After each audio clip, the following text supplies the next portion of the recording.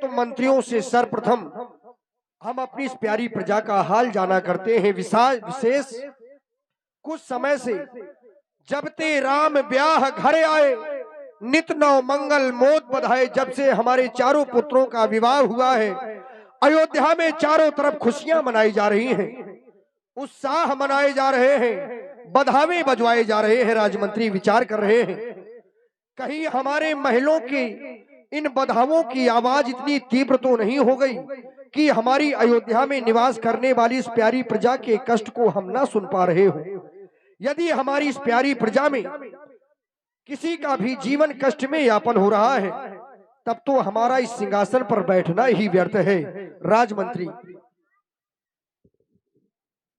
ऐसा हम नहीं, हमारे शास्त्र कहते हैं कि जिस राजा के राज में यह प्यारी प्रजा दुख पाती है, वह राजा नरक का गामी होता है। विशेष जासु राजे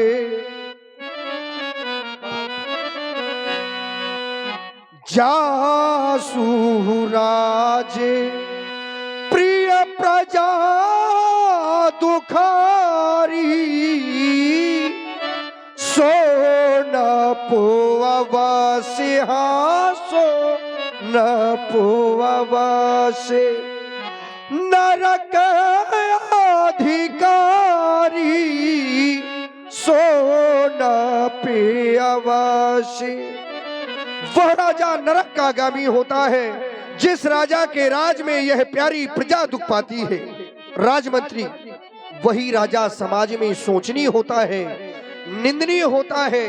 कौन सा राजा? तो शास्त्र कहते हैं कि सोचिए न पति जो नीति न जाना, जाही न प्रजा प्रिय प्राणी समाना, जाही न प्रजा। चाहे वो जिस देश का राजा हो, चाहे जिस देश का संरक्षण करने वाला मुखिया हो, यदि उस राजा के राज में यह प्यारी प्रजा दुख पाती है, तो ऐसा शास्त्र कहते हैं कि वो राजा नरक का गामी होता है।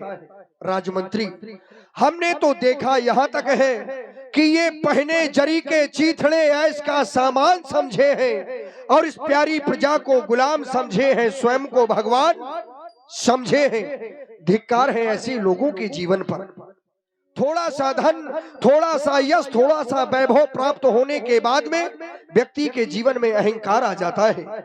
लेकिन राजमंत्री, क्या वो धन, क्या वो यश, क्या वो वैभव व्यक्ति के संपूर्ण जीवन काम आने वाला है? क्या नहीं, ऐसा नहीं है। ये नाशवान संसार है। जो जन्मा सो निश्चय नासा, जो नासा सो पुनः प्रकाशा। जिसका जन्म है उसकी मृत्यु है। ये संसार हमारे लिए तो है, लेकिन हमारा नहीं है। इस सत्य को कोई अपनाना नहीं चाहता और इसके अलावा कोई दूसरा सत्य है भी नहीं। इस संसार में प्रत्येक व्यक्ति को सुख चाहिए और सुख के लिए अत्यंत व्यक्ति नाना प्रकार के कर्म करता है। जब हम विचार करते हैं तो पाते हैं कि वास्तव में सच्चा सुख तो केवल त्याग में है। जिसके जीवन में जितना बड़ा त्याग है, उसके जीवन में उतना बड़ा सुख है। राजमंत्री, ये सिद्धांत कहता है, धन बल पद पाकर चूर रहे, धन बल पद पाकर चूर रहे और सत्ता पाकर भूल रहे। वो सारी शक्ति निरर्थक है जो काम किसी के आ न सके, जो काम किसी के आ न सके। ऐसा धन, ऐसा बल, ऐसा यश किसी काम का नहीं है। यदि हम किसी भूखे को भोजन नहीं करा सकते, बहुत सा धन है तो वो धन किस काम का है? राजमंत्री, इस संसार में व्यक्ति बहुत सुंदर वस्त्र आभूषण पहनकर अपने आप को विशेष सुंदर बतलाने लगता है, तो क्या व्यक्ति की वास्तविकता की सुंदरता सुंदर वस्त्र आभूषणों से होती है क्या? यदि सुंदर वस्त्र और आभूषणों से व्यक्ति की सुंदरता होती तो इस संसार में सुंदरता का प्रतीक नारी को ना कह दिया जाता।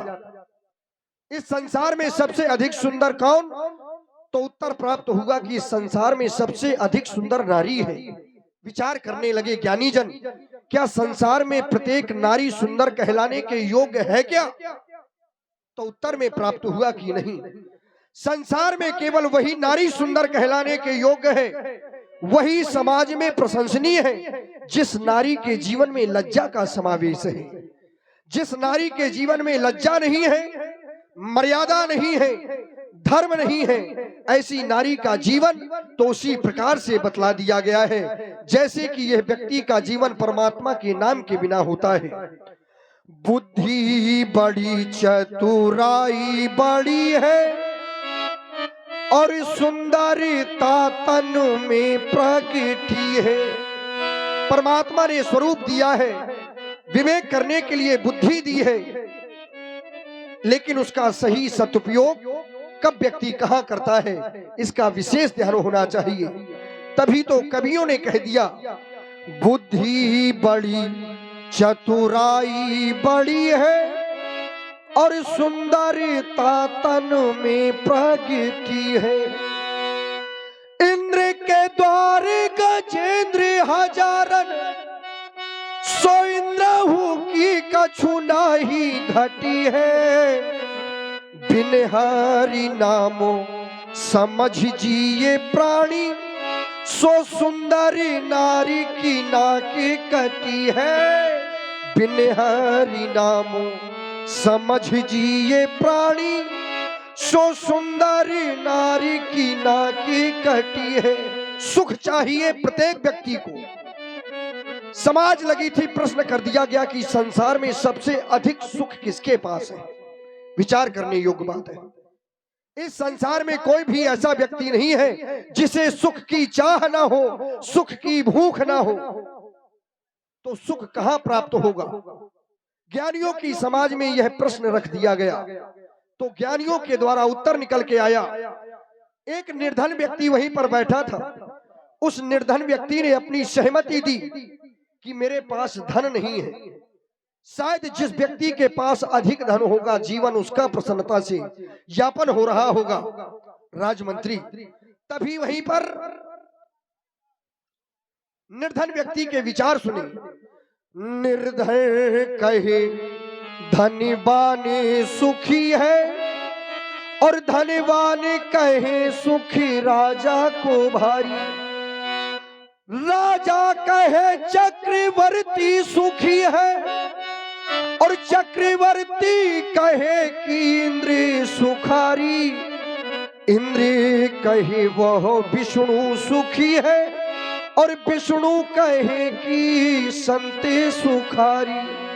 संते कहे हरि नामे सुखी है, हरि नामे बिना यह जगत दुखारी। संते कहे हरि नामे सुखी है, हरि नामे बिना यह जगत दुखारी। इसलिए राजमंत्री, व्यक्ति को विशेष अपने कर्मों पर ध्यान देना चाहिए, न कि दुनिया की बुराइयों को देखते हुए। आभास करते हैं हमारी यह पूर्वजों का ताज आज कुछ टेढ़ा सा है, सो दर्पण की व्यवस्था की जाए। राय सुभाय मुकुर कर लीना, बदन बिलोकी मुकुट श्रम कीन्हा। श्रमण समीप भय सिद्धि के सा, मनहु जरठपन अस उपदेशा। मनहु जरठपन।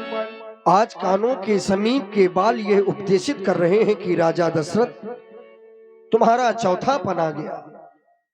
विचार कर रहा हूं इस संसार में यदि व्यक्ति का सबसे सच्चा मित्र कोई है तो वो केवल मात्र एक दर्पण है, जो बिना किसी लोभ, बिना किसी भय, बिना किसी लालच के वशीभूत होकर व्यक्ति के जीवन की वास्तविकता कह देता है। आज दर्पण में अपना मुख देख रहा था, पाया कि श्रवण समीप भय सुतकेसा, जो कि आभास कराते हैं कि राजा दशरथ तुम्हारा चौथापन आ गया, तुम्हारा बुढ़ापा आ गया। तो चौथेपन में प्रत्येक व्यक्ति को करना क्या चाहिए? चौथेपन जाइए नृप कानन। चौथेपन में व्यक्ति को गृहस्थ आश्रम का परित्याग कर परमात्मा के भजन के लिए वन प्रस्थान कर लेना चाहिए। वैसे भी हमने अपने सिंहासन पर बैठकर नाना प्रकार के कर्म किए, आज अवस्था दूसरी हो गई है, समय अपनी सीमा से चल रहा है। प्रत्येक व्यक्ति को समय के साथ चलना चाहिए। राजमंत्री मंत्री आता है, मंत्री आता है, ये ग्रीष्म काल, वो सुंदर बसंत ऋतु जाती है। सुंदर